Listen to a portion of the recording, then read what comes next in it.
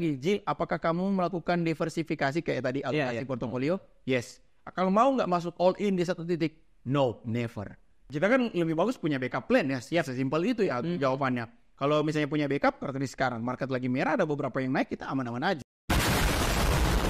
Kami adalah Bitcoin Goceng. Kami melakukan pembelian Bitcoin dengan nominal sangat kecil, yaitu 5.000 setiap hari. ya kecil sekali, hanya 5.000. Terkesan sangat hampir tidak berguna. Yep. Begitu. Dan sebenarnya orang yang berkata tidak berguna secara membeli barang memang tidak berguna. Iya. Gue mau beli apa? Gitu. Tetapi secara membentuk habit itu sangat amat berguna. Betul. Karena jika kalian setir dengan kecil, pasti akan dipercayakan hal-hal yang besar. iya, garis bawahi ya pasti akan dipercayakan hal-hal yang besar. Ya buat orang yang pertama kali datang dan akan bingung kita nggak apa, seperti itu. Gitu. Nah, kalian yang datang ke sini dan langsung menilai, oh kenapa hanya kecil ini, kalian kami bodoh apa segala macam, kami nggak peduli dengan kata-kata kalian, karena kami yakin bahwa kalian suka skip akan hal kecil. Yep. Nah, hal kecil yang boleh dikata tidak berguna. Seperti menurut kalian menonton kami tidak berguna, nah cobalah belajar ini melihat hal yang tidak berguna seperti yang kami sharingkan menurut Anda tidak berguna. Semoga banget. Iya. Gitu. Karena semoga apabila Anda setia akan hal itu, pasti kalian akan dipercayakan hal-hal yang besar. Nah. Investasi itu sebenarnya tidak perlu menunggu kayak tunggu 10 juta baru bisa investasi. Tapi investasi kan bisa dimulai dengan berapa nominal berapapun ya. Nah, untuk investasi itu kita kan harus ada portfolio allocation nih. Ya. Kita harus menentukan melihat peta risikonya. Ya. Nah, paling bagus di mana sih, Bung? Ini sambungan dari pembahasan sebelumnya. Sambungan dari pembahasan. Kalau sebelumnya kan tentang money allocation ya. Ya, money. Jadi sudah kita terima uang. Misalnya saya nih dapat project videografi yang saya jelaskan, ya saya dapat 100 juta deh ya. 100 juta atau 500 juta katakanlah ya. Nah, habis itu saya alokasikan nih. Iya. Alokasikan. Nah, itu money management allocation. Yep. Sudah senior sedikit tentang portfolio allocation setelah dialokasikan. Iya. Nah, sekarang pertanyaan apa nih? Tentang portfolio allocation. Ya, kemarin kan sudah dibahas bahwa nanti dibahas 50%, baru dibagi lagi. Mungkin lebih ke dalamnya lagi, Bu. Misalnya nih, kita investasi, kita mau lebih bagus di mana nih? Misalnya, forex, atau kripto, atau saham, atau yang paling aman yang kata Bung bilang itu adalah reksadana pendapatan tetap. Oke, jadi yang mana nih? Iya. Ya, siap. Pertanyaannya sangat bagus. Jadi, begini. Kalau saya secara pribadi, makanya di private community kemarin, sempat saya bilang bahwa saya sampai detik ini masih memiliki beberapa emiten saham, yang khususnya malah besar saya masuk ke situ untuk bertahan untuk jangka panjang, untuk anak saya nanti bahkan ya. Yaitu di saham BBCA, dan ada satu saham lagi, saya nggak enak mesebutannya. Saya tidak enak menyebutkan nama saham itu. Yang satu saya spill aja BBCA ya. Oke. Yang satu lumayan besar tapi saya nggak mau sebut ya. Nanti kalian, kalau saya sebut kalian akan salah kaprah dengan diri saya. Lanjut. Khususnya teman-teman yang kenal saya. Oke. Tapi BBCA pasti. Nah ini, jadi saya tetap ada di situ. Karena saya membagi portofolio allocation saya. Yang paling, saya tidak ke reksadana. Ya perlu diketahui garis bawahi. Jadi saya bukan orang yang tidak masuk terus campaign kan ada.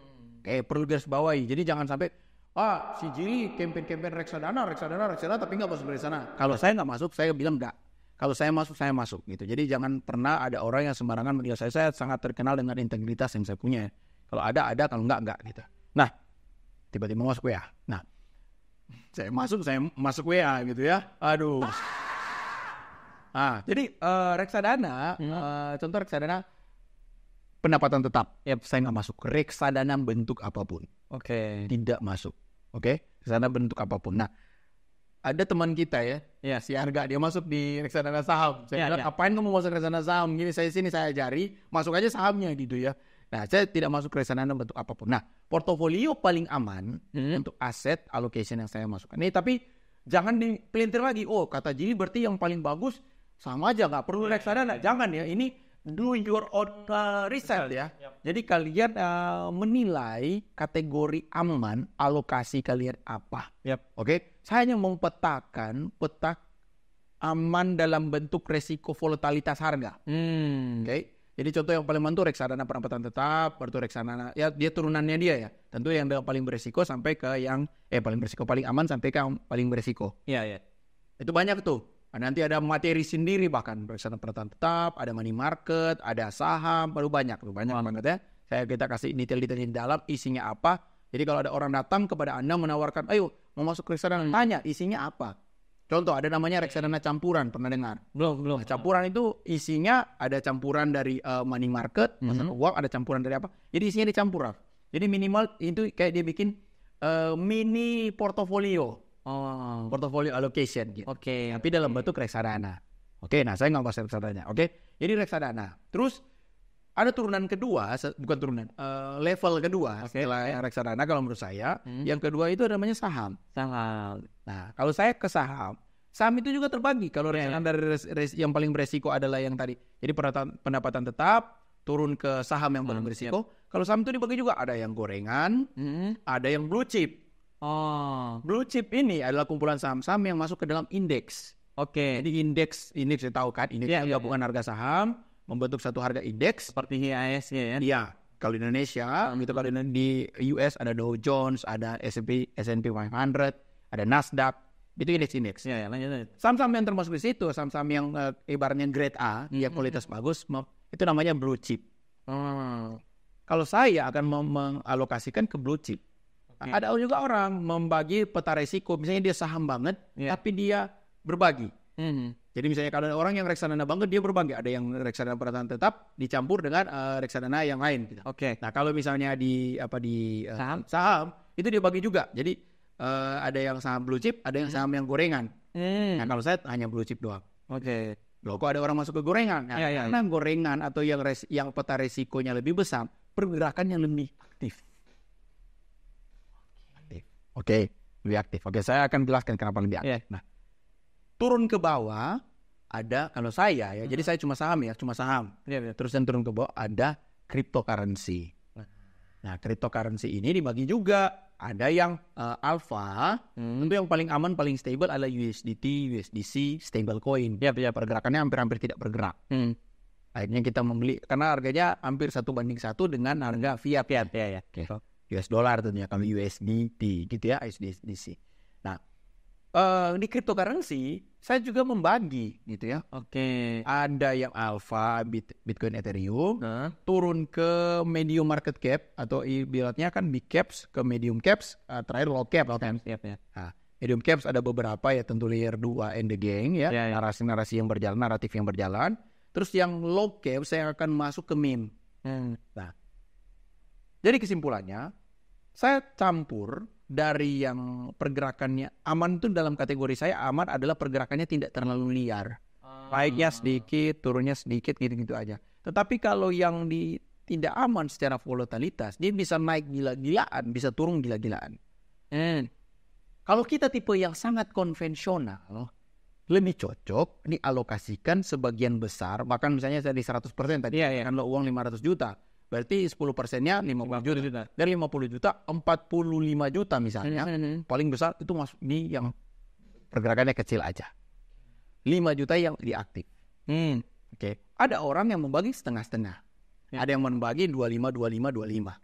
Kalau pernah nonton video Kalimas Sada tentang naratif, dia membagi ada 5 koin. Jadi contoh uang 10 juta, bagi 5 koin kan. 5 koin itu ada 2 dengan market cap yang besar, 3 dengan market cap yang kecil.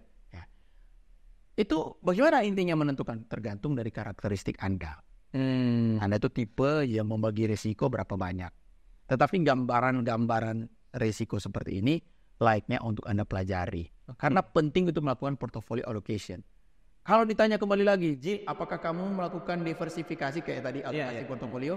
Yes. Kalau mau nggak masuk all in di satu titik? No, never. Never. Ya, karena tentunya ya kita kan lebih bagus punya backup plan ya, sesimpel itu ya jawabannya. Kalau misalnya punya backup, seperti sekarang market lagi merah, ada beberapa yang naik, kita aman-aman aja. Kemarin semuanya naik, SRP semuanya turun, SRP naik, saya TP SRP aman-aman aja. Ondo juga begitu kan kemarin, aman-aman aja. Begitu, karena at least ada yang cover. Nah, yang paling terakhir di paling bawah nih adalah futures market. Forex, indeks, pokoknya yang berbentuk futures. Atau crypto yang berbentuk futures. Yang ada buy sell-nya, yang ada leverage-nya. Itu taruh yang paling kecil. Kan itu ibaratnya hanya memuaskan jiwa kalau ingin trading ya. Tapi kalau nggak mau, nggak usah. Kalau ditanya saya secara pribadi, saya sudah nggak masuk. Alasannya kenapa? Karena saya sibuk kerja. Kalau dulu waktu saya masih di tahun era 2011, 2010 sampai 2012 lah. Iya. Kan saya mendirikan perusahaan saya 2013 nih. Nah, 2011, 2010, 2012 itu karena banyak hari-harinya lihat market, hanya di rumah lihat chart, nggak bikin apa-apa. Full timer nih. Full time trader. Ya, full time trader. Tentu saya akan masuk ke arena forex, futures market, karena dibutuhkan skill teknikal yang sangat tinggi itu, Bu. Kita harus lihat, pantau pergerakan, taruh indikator, harus konsisten setiap hari entry dan lain sebagainya. Kalau sekarang saya nggak punya waktu. Apakah itu bagus? Bagus bagi orang yang expert. Tetapi kebanyakan orang, sebagian besar orang, bahkan usia di kota saya, paling pertama ada orang menawarkan masuk ke situ, jadi yang menawarkan adalah seorang sales yang di training 1-2 minggu, menawarkan kepada pengusaha-pengusaha yang tidak tahu apa-apa. Jadi buta, mengajak orang buta, ya bukan buta banget dia, karena udah training kan minggu lah. 1-2 minggu lumayan dah. Lumayan lah dia ya, lumayan dia melihat ya. Akhirnya ketemu dengan pengusaha-pengusaha yang coba-coba, ya kan? Ini sama-sama menuntun ya, di dalam jalan yang sama, finalnya itu pasti jatuh. Ya, jadi seperti itu ya. Seperti itu. Nah, itu saya melihat sendiri, masa mereka mau kata saya nih, Bu. Ada aneh banget. Itu sebuah ya saya mau jelas mengajak orang ke jurang gitu ya. Kayak orang ke jurang gitu ya. Gitu. Jadi intinya seperti itu. Oke. Ya, setidaknya kalian harus simak baik-baik ya, jangan sampai seperti saya all in ke Manta yang lalu ya, bukan yang sekarang. Sebelum ada Bitcoin goceng. Akhirnya karena dia all in Manta dan gawat, akhirnya Bitcoin goceng hadir ya. Karena saya kasihan lihat anak ini, aduh, sampai lihat kamu entry Manta di berapa? Berapa dolar kamu? 2. Oke. Aduh. Tapi sudah cut loss dan akhirnya memiliki hidup yang baru. Oke, sekian untuk konten kali ini. See you in the next video. Bye-bye.